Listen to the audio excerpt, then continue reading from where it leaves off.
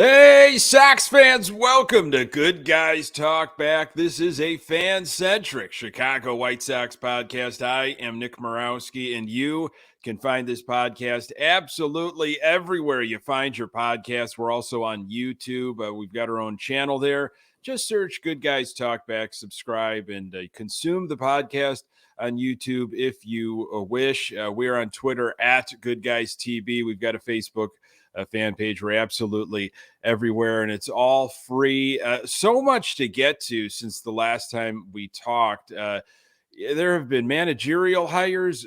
Names that the Sox were supposed to hire are off the board. Talk a little World Series, and we've got it's Halloween week as well. So some scary stuff or things that scare you heading into this White Sox offseason. To break it all down, my co-host, my good friend, diehard White Sox fan, Pat Hester. Hello, sir. Hey, buddy, it's spooky season. Have you ever heard people refer to it as spooky season, by the way? No, it's just like this is like the first time in life I've heard it a lot. Like, it's spooky season. Oh, boy. I've never heard of spooky season before. Well, I think that maybe it's a city thing. I maybe with like the cable channels, Freeform, maybe they're the ones that are coining this. It's spooky season for their movies. Don't they do like a movie marathon? Oh yeah, right. 31 Days of Halloween. Yeah, there you go. Get into that. So it is spooky season. We're frightened of what could be or what couldn't be as we head into what's been the off season already for the White Sox. But World Series is continuing to happen. The series is tied at 1.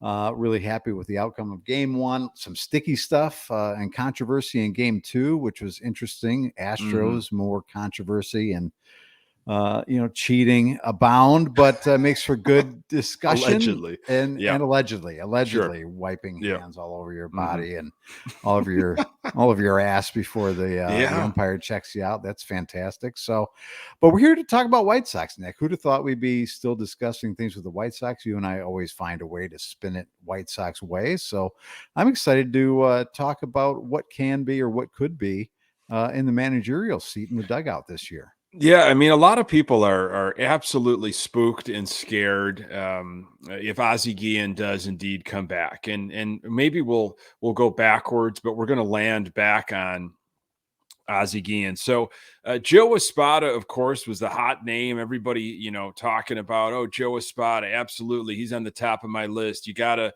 look at Joe Espada and what he has done, and the bench coach of the Houston Astros. He's bounced around to some organizations, looking for his first chance to be a manager. And he was brought in, he was interviewed, and it seemed like he would have been a good fit.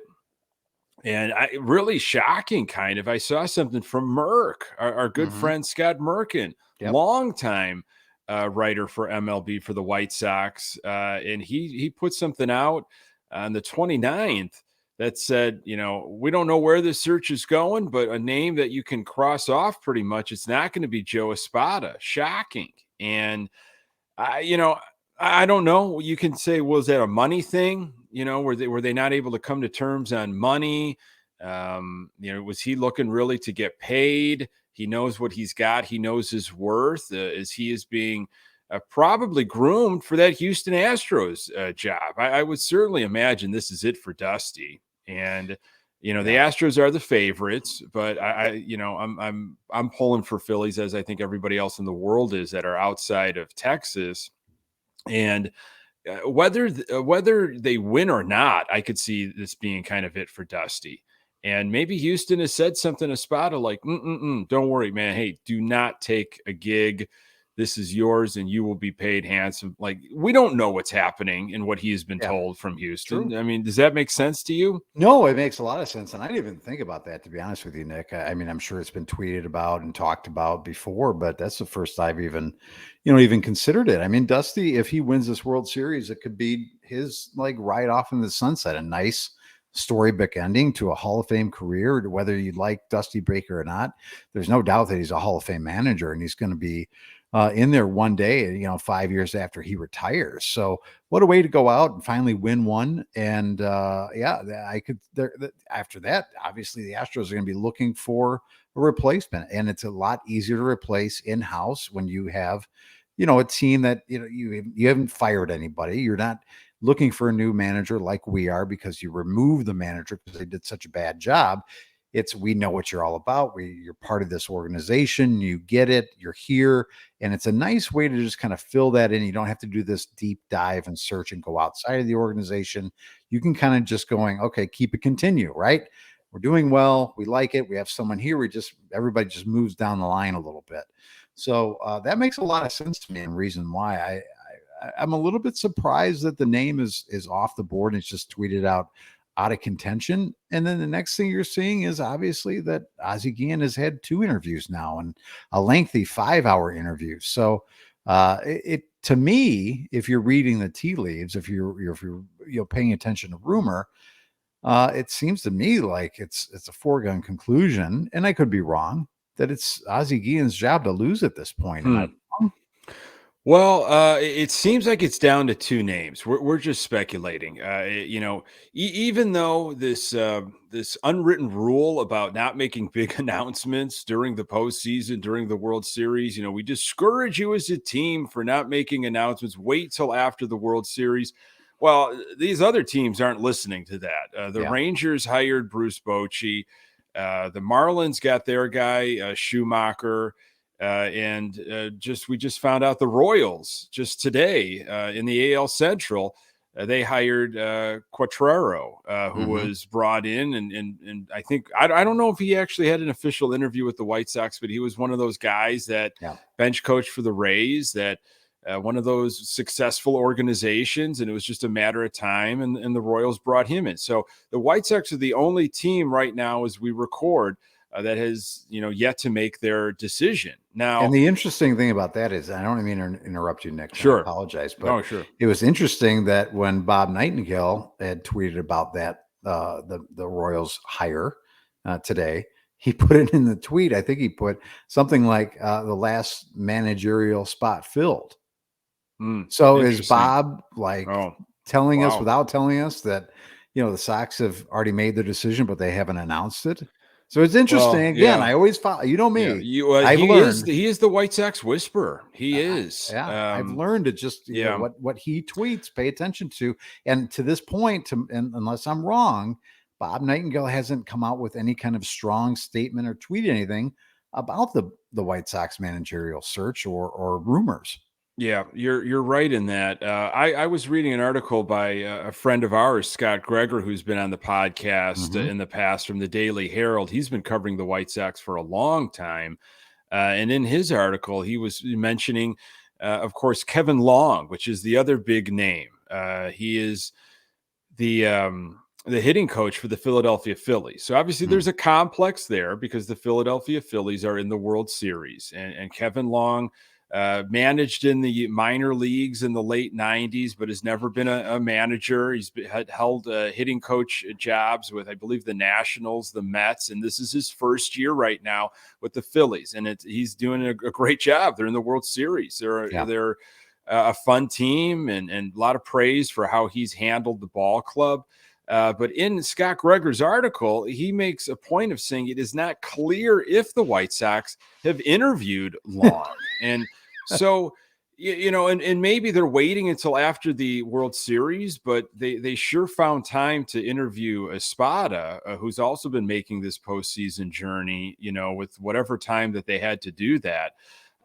So I think right now the buzz, and there's another guy that's out there, Pedro Grifol, who was a bench coach for the Royals. And I thought he would just move into the managerial job because they were interviewing him, and he's still out there.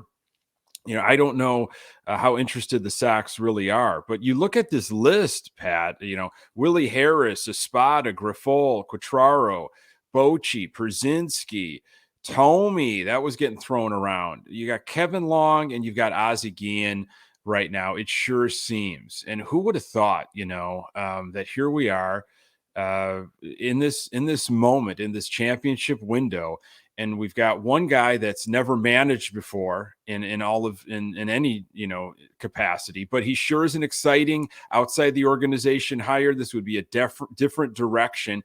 And then you've got Ozzie Guillen coming back.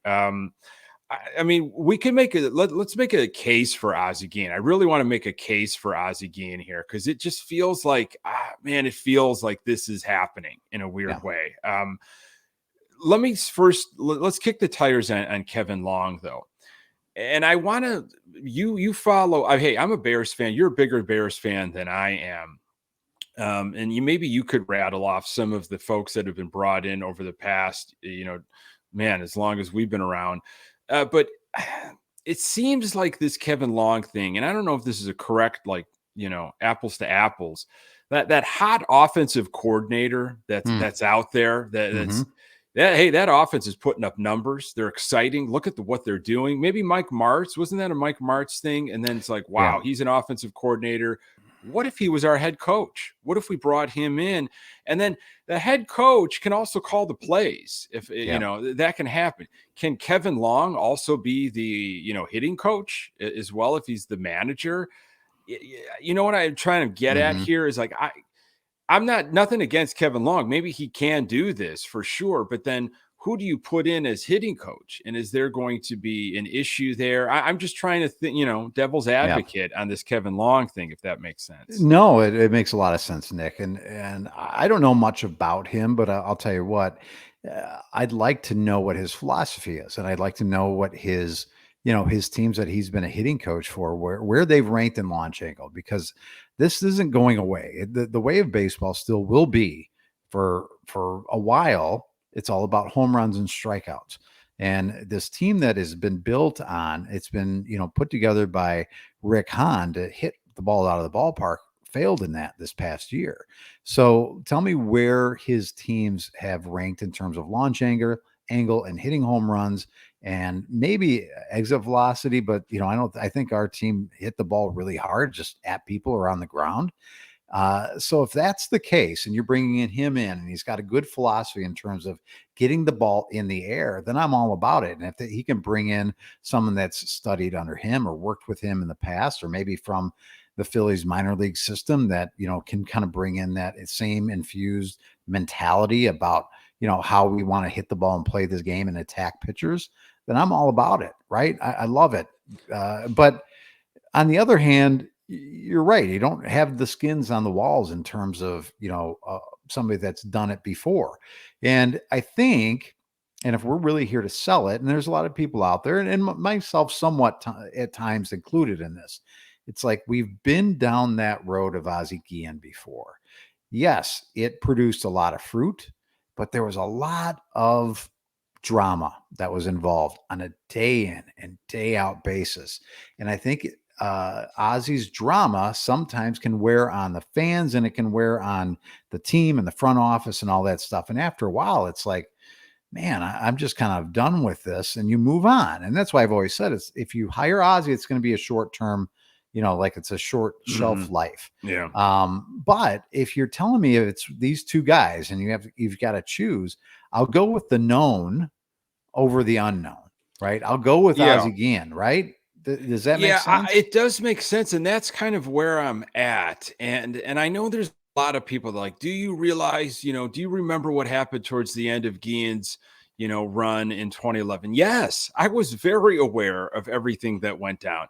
And if I remember correctly, I feel like he wanted a contract extension, and that was not something that Reinsdorf was, ready to give him. And I think, obviously Guillen's button heads with a lot of different people, Kenny Williams, namely, and the Sox weren't winning, they were scuffling, they just haven't been able to get back deep into the postseason again.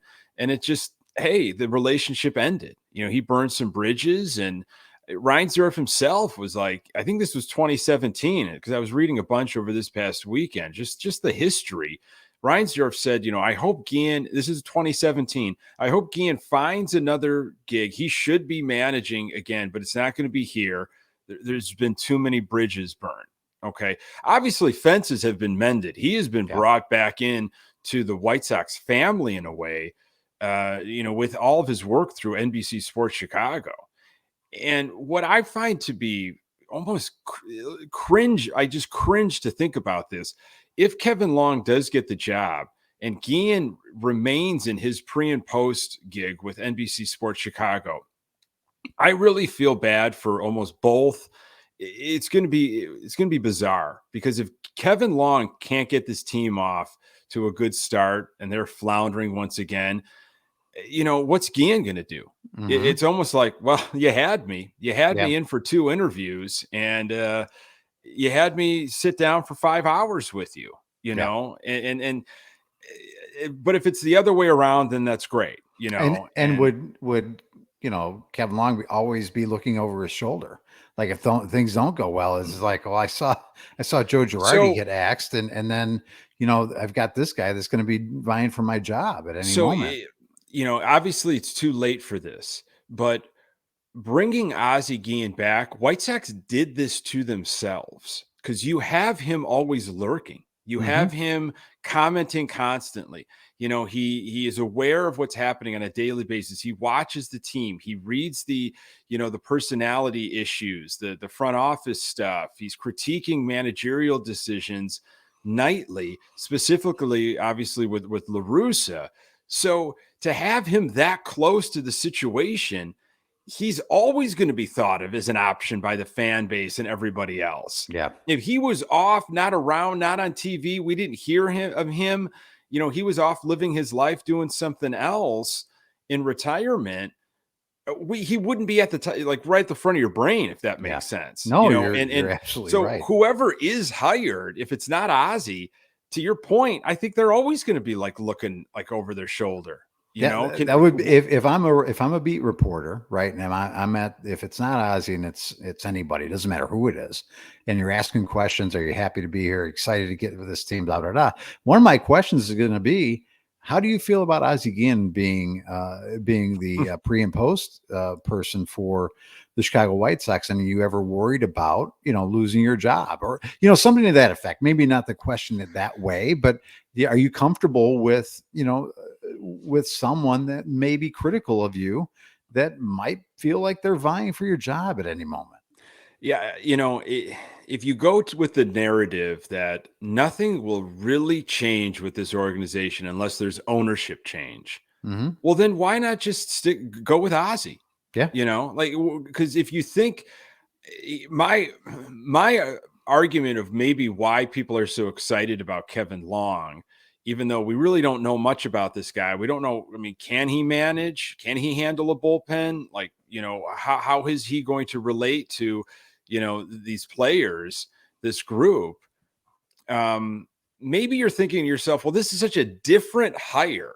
This is so off the path of the recent hires we've had over the years, from Guillen to Ventura, from Renteria to La Russa. This one's really bizarre. Well, maybe the organization is trying to change. Maybe they really are going to recognize their ways and say, we have to do things completely different now. I think that's where some of the excitement is, because it is so different. But if it is truly between Kevin Long and Ozzie Guillen, I'm really starting to wrap my brain and my heart around Ozzie Guillen and just say, let's do it. Let's go.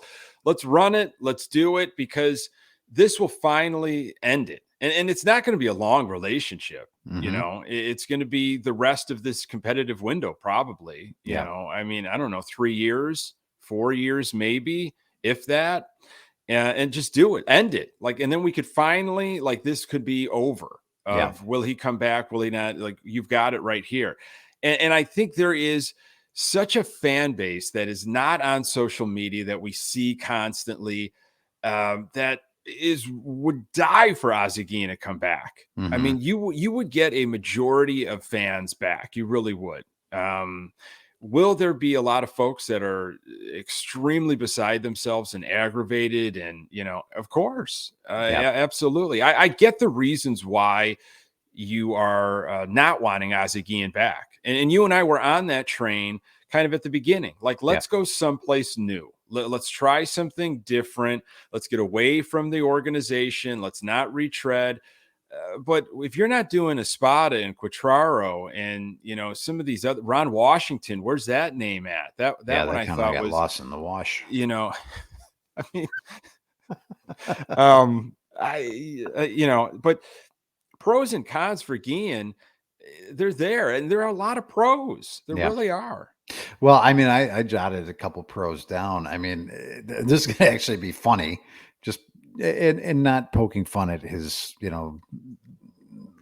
lack of the use of the English language, but his communication with his players is going to be very direct and clear in terms of what he wants from his players. It may be convoluted in terms of the language that's used, but he's going to be very direct. I don't think there's going to be captains separate meetings to have those people talk to the team. If Ozzie Guillen has a problem with the way somebody is playing or approaching the game, he's going to go up. I would believe he's going to go up to that player and have a conversation with them. Am I wrong? Well, I think maybe part of the interview. Remember we were talking in a previous episode, like, what do you interview Ozzie Guillen? What do you say to Ozzie Guillen? You know Yep. everything that Ozzie Guillen brings to the table. I think something that would have to be talked about is how he talks to players and Hmm. how he communicates, because it's a different world these Yeah. days. I mean, players are much more sensitive. Social media is such a force than it was, when he was managing his last run. You have to curb yourself. And I don't, can Ozzy do that? That's the ultimate question. Will, when rubber meets the road, will he be able to? But to your original point, I don't think you'll ever wonder where you stand with Ozzie Guillen as a player. Like, he will make it known his intentions and what he wants you to do. And I think that an attractive part of that is if he approaches a player on this roster, he's got the whole experience. Like, I know where you came from as a player. I've Hmm. been watching you for the last 3 to 5 years. I know where you're at right now, and I know where you can be. I've been around this game a long, long time. And I'm just going to be frank with you, from what I've been watching, this is where your ceiling can be. You're not going to get that from somebody outside. That is a benefit of him being around this organization for so long. Yeah, and you actually brought in exactly my opposite, my con, my Mm, pros and cons is, will today's players be receptive? Will they be able yeah. to hear what they actually need to hear to get better? And part of me feels like people are still, young players still need discipline and they still crave, the coaching aspect. And you can't, they may think they want to be handled with kid gloves, right? But that's not what they need. And at the end of it, at the end of your career, they would look back and they would go, wow, I really like how that person pushed me. I really like how that person was honest and frank with me and told me what I needed to hear, not necessarily what I wanted to hear. So, in the moment, will they want to hear what they should, be receiving or not? I don't know, but that could be the con, and that could be, part of these conversations. Are exactly right, because the last time Ozzie Guillen was hired as the manager, it was this, well, we're going to bring him in kind of as a favor because we love Ozzie and he's part of the family and it's Jerry's thing. He impressed them so much during that interview process that he was hired, right? So that's again goes back to, well, why are we talking? Why do you bring him in twice? Why are you interviewing him for so long? What don't you know about this guy? Right. And it begs the question of, like, what possibly can you be asking him about? Unless now it's gotten to the point, Nick, in conversation number two, that it's now let's talk about lineup construction. Let's talk about who we could go and get in the offseason. Let's talk about these things that are more than just an interview. And now, like, let's actually talk about how we're going to attack the offseason and get ready for 2023. That's Could what's one of interesting to the me. could one of the conversations be surrounding money? Could you bring him in a second time to talk contract? Like, let's talk real numbers, Mm. years. What are you looking for? Like the nuts and bolts, so to speak. Or would that be after? Would that be like, we Yeah, want you, like, now let's get your agent, let's get everything, like, let's get it all squared I away. think in this situation, Nick, and especially going back to, before Tony was hired, and the call went out to Ozzy, and it was, hey, we're not even interviewing you because we're going with Tony. I don't think you go into this process without knowing what his number is already, Yeah. right? Because Okay. you could, yeah, I could be wrong, but I would imagine you already have an idea about what it's going to cost you to bring Ozzie Guillen back as your manager. And I don't think you go through hours and hours and hours of conversation and they go, well, we'd like to offer you 50 grand. Are you Yeah. good with that? Does that No, make sense for you? I definitely, I would assume that would probably happen early on. Yeah, I that could be makes wrong. I sense. don't, again, No, it's why been a waste while your since I've time? been Yeah, interviewed yeah. for manager of the Chicago White Sox, but Well, it's yeah. I mean, the fact that there was a second time and it LaRussa was hired 2 days after the World Series in 2020. Okay, so the mhm. World Series wrapped up on October 27th, 2020, and then 2 days later, the Sox announced LaRussa. LaRussa had nothing to do with the World Series. Okay, they could have hired LaRussa, anytime. I believe they fired Ricky Renteria, if my numbers were correct, October 12th. So 17 days later, they decide that they're going to officially make the announcement with LaRussa. Now, it sure seems like there was some convincing with LaRussa, and Bruce Bochy was kind of on the back burner. Willie Harris might have had an interview. So some things were happening over that span. But the Sox maybe respected the wishes of, Manfred and baseball as an organization and waited until after the World Series to make their announcement. Could the same thing be happening this time? Is it simply a show of respect of we'll wait until after the World Series to make our announcement that it is going to be game because we want the center stage. We're going to drop this bomb and we want all eyes on what we just did. Well, I mean, I mean, yeah, I guess I could see. I don't know if it's going to be a dropping a bomb. I don't know that it's going to cause It a is going ripple to effect it in time, will but it will good and bad. There are yeah, going to be people that might be more irate about this than they were about the LaRussa thing. There are going to be people that were on the fence of season tickets and they're like, I'm now all in because you're bringing back yeah. Ozzie. I'm telling you, it's going to really. We talk political season here right around the corner. I mean, Ozzie, like a Moncada, divides the fan base. Yeah. You could talk to 10 people and you'll get, 5 different opinions, both I wish ways. I wish I got texts from the White Sox asking me what I thought about the managerial situation. Like I get texts about political candidates every 5 seconds of the Yeah, I day. haven't But gotten my end of the year survey, interesting oh, I know you enough. love a good Yeah. survey. I fill those You out. can't wait for that survey to get here. Yeah. When you know this is no shot, but you're doing a wonderful thing by being a dad and staying home Hmm. with Vince, and Yeah. he's thriving and doing fantastic. And you're home now and Hmm. in a sabbatical, if you will, Yeah. from a career. But in times when you were working, you would take day off for that survey. I mean, that's a day I off right would there. have flex. I would have flex because Oh, there's some you'd there were flex that some into a coffee shop, yeah. 10 pots of black coffee, and you're just getting into that You know what? survey, just loving it. Just point me in the direction. I'll just help myself, if you don't mind. I'm working on a survey here. It's a long story. Sure, sir. Well, some of those It's 30 answers were, questions. Oh, you're mulling over. You're but they were and narrative based. Some of these you had to oh answer yeah, in paragraph form. you're writing a Yeah. letter, you're sonnet. Well, hey, They would get that and they would have to unroll it like a scroll.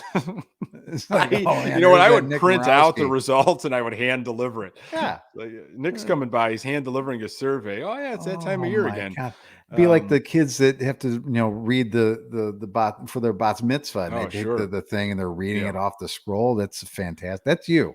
Yeah. That's you sending it into to the White Sox, having to read your comments. Yeah, it's hey, they asked for answers and I gave them answers. So, I just I don't know where to go with this. I think everybody's a little kind of confused when you see these names fly off the board that we thought we were going to, Han went on this whole thing of like, we want someone with like proven leadership and proven this and Again, that. why And are we just listening to any general manager of, and it yeah. doesn't matter if it's Rick Hahn. A lot of people are very, the Dobbers are down on Rick Hahn, and rightfully so. Don't listen to what people say on a podium.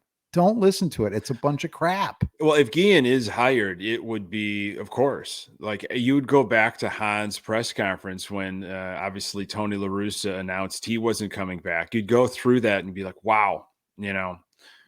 Some of these things, I guess, Guillen, checks, but a lot of them, no, you would not check on that. So Yeah. I would say by the time we record our next episode, I have a feeling there will be a managerial decision.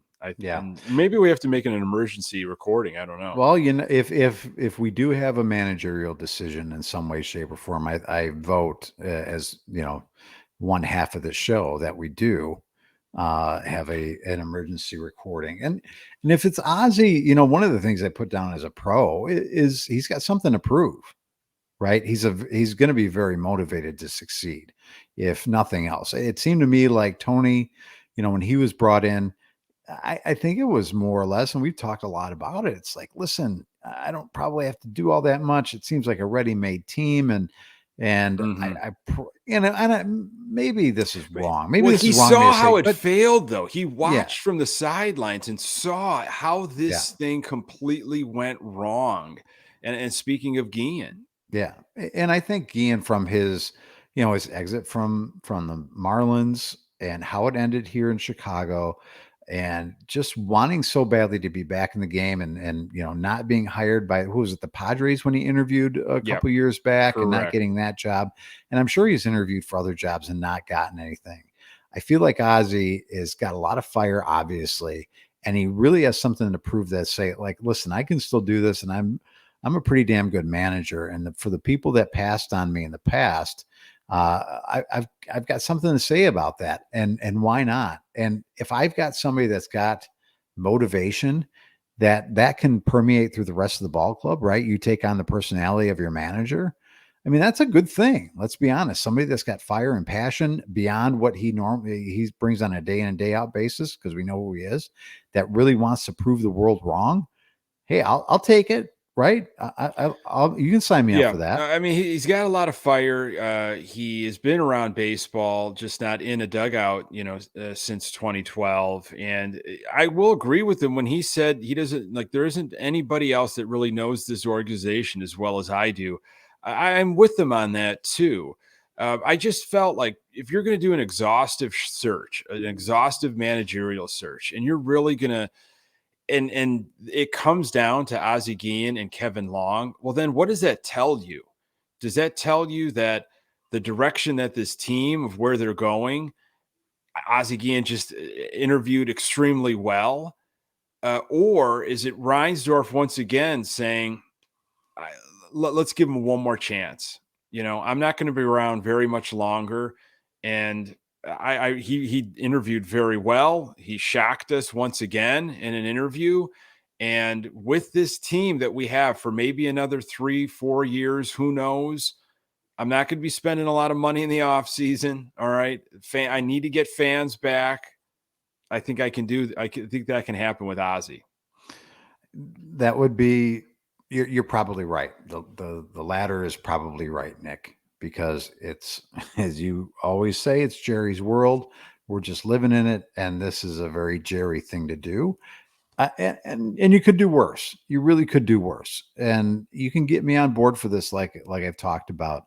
I don't have a problem with it. It just does seem strange when you say you're going to go through this exhaustive search, and all you had to do is go to your TV studio. That's what I'm trying to figure out is, did these folks just not interview well? Or is it going to be someone completely different? Maybe Yeah. it's not Guillen, maybe it's not Long, maybe it's some other people that we don't even know about, that Hmm. they've kept it really quiet and it's off the radar.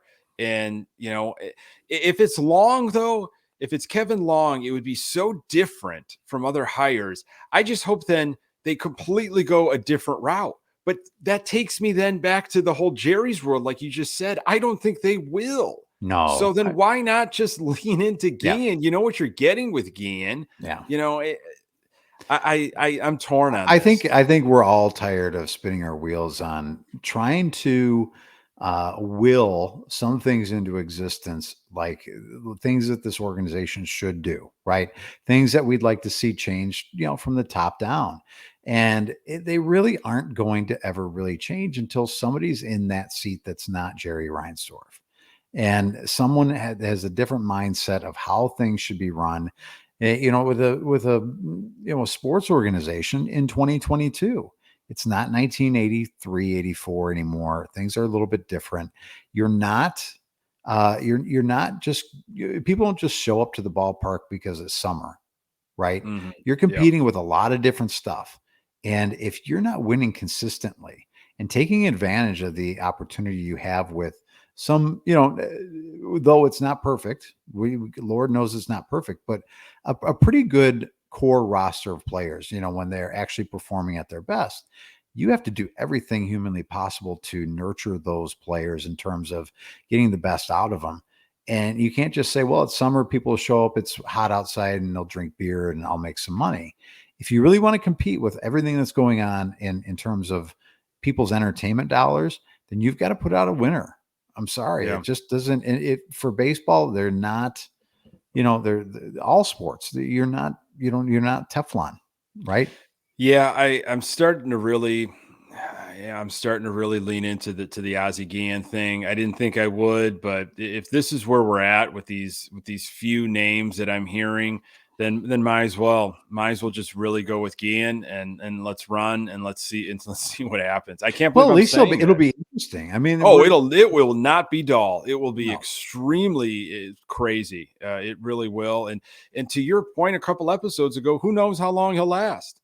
I mean, no, he might shoot himself in the foot, after before spring training's over. yeah. Something might happen, and it's like we'll be looking for for a new manager. I cannot believe where we're at right now. But then again, I can because it's the White Sox.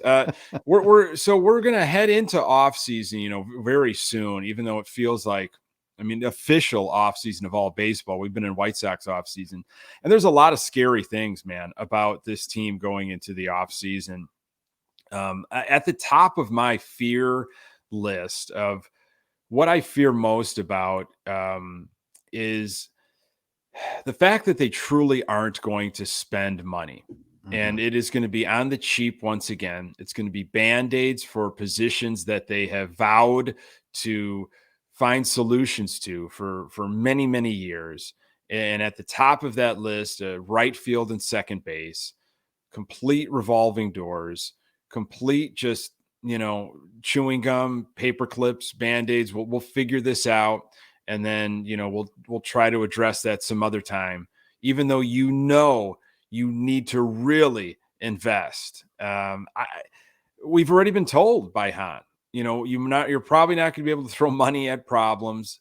It's going to be through the trade market, but you got to spend some money. You Mhm. have to figure out a way to do that, to address these needs. That is my biggest fear, is that we're going to go into spring training once again with a Gavin Sheets in right field and in-house guys like Gonzalez, Mendick, Sosa, Garcia battling for second base. Maybe they'll opt in and they'll bring back Harrison. I don't know, but that's my first huge fear. Okay. Okay. And again, I can agree with all those fears, and I'm with you on that. I would remind you, though, don't listen to anything Rick Hahn says at a podium. So if he says we can't throw money at a problem, maybe that means we are going to spend money on a problem. I don't know. Mm. I'm just saying. Hmm. I don't really Okay. ever believe anything he says Okay. until we're in the season and we'll see what's going on. My biggest fears. I have two big fears. One is that Lucas Giolito is more of the pitcher he was Mm. when he started his career with the White Sox and not the pitcher that he was maybe a year and a half ago. Mm. That's my biggest fear. This is a guy that we had, put up on a pedestal, talked about as a Cy Young candidate, talked about as an ace of his staff, and he seems like he's regressed over the past 2 years. And I just fear, and I'm really scared that he's maybe more of what we've seen lately than what we saw during that. I don't know, what was it, 2 years of some 1 year of really dominant pitching, and the year after some pretty good pitching. Well, And then, 2019 he was an all-star, yeah, and in 2020 he had his no-hitter, and he was obviously that playoff game in Oakland, right? That hmm was like, Robo Geo. hmm He was angry and successful. yeah. So but I'm really scared that he's more what he was when he started than what he was, Yeah, in the that's a middle good part. one. That's a good one. And my second fear is that Yohan Moncada is an offensive bust. Oh boy, And I'm the one that's that's a been nightmare. on, Yeah, I think the last 2 years when we preview the season right before it kicks off, and I think the last 2 years I've said Yoan Moncada is gonna be this team's MVP. We talk about team MVPs, sure, who's it gonna sure. be? Yeah, And I just kept thinking that, in terms of left-handed power with his defensive, ability at third base, and where he was at when we brought him over here from the Red Sox, number one in terms of prospect, I think, in all of baseball at one point in his career. of And course. Yeah, really hoping that trade was an all-time win for us, right? He really wanted to win that Chris Sale trade. yeah. Even though Chris Sale went on to win a World Series with the Red Sox, I really wanted to win that trade, and it's looking more and more like Yoan Moncada is an offensive bust. Maybe not defensively. He's been fantastic at third, but offensively, I think he's a bust. That's a big fear. I previewed or reviewed Yoan Moncada through Locked On this past week, I think, or maybe it was the previous week. It was recently, and I stressed a lot of those fears. Health. It's all about health, and I think it comes down to our expectations of fans. Of we hold him to these certain criteria that he almost is saying, why? Because ESPN put me on the cover page, because you invested the entire rebuild in me. That's unfair almost. Should he be putting up better numbers? Absolutely. And he knows that, picky at the plate, can't, obviously the health issue. I need to see better numbers. I am not ready to give up though on Moncada offensively, but I recognize your fears. Those are real fears to have. They can keep you up at night in the off season for sure. No doubt about it. And it is, Um, again, spooky season, it right? So there's is. a lot to be spooked about. Oh, it is. Ooh. I I would say another one is around Jose Abreu. Okay. I'm not afraid of losing him. I've kind of, you know, I've accepted that, Hmm. that the organization is most likely going to let him walk, and he'll catch on with another team.